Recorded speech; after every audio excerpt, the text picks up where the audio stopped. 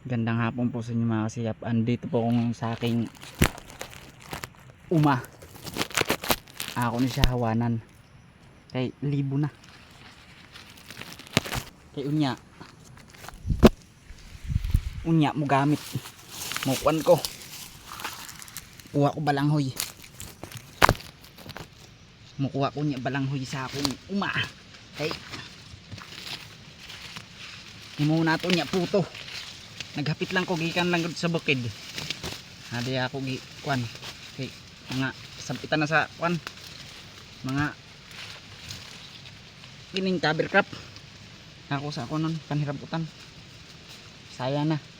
Kapira naman gadi masulod sa karabaw. Saon taman, mga buhay man nila karabaw.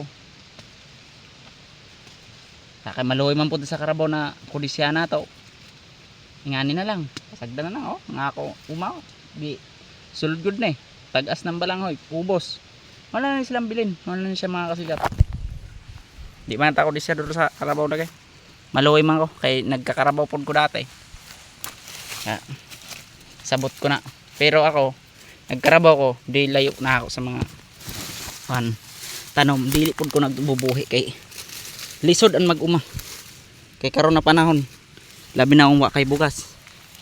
Kure, gutom ka. Kaya ako naningkamot ako. May miskan gikan ko sa trabaho. Mukhang ko sa uma. Kada hapon na ako gikukan.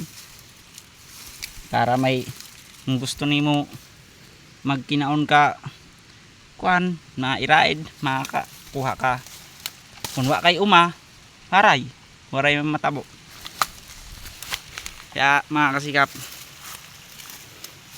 pa-support lang po rin ako sa mga video ko kasi di lang po pang sarili to. Mahirap gumawa ng video kung alam nyo lang po. Kasi kung magko-content ako, minsan nag-iisa lang ako. Hindi ko mayayayo sa asawa ko kasi may dalawang bata. Mahirap gumawa ng content.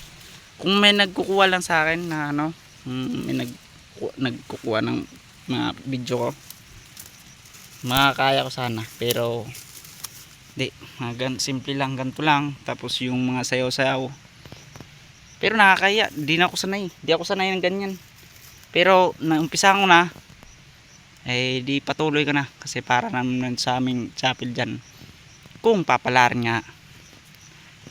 Kaya mga Lords, salamat sa inyo. God bless.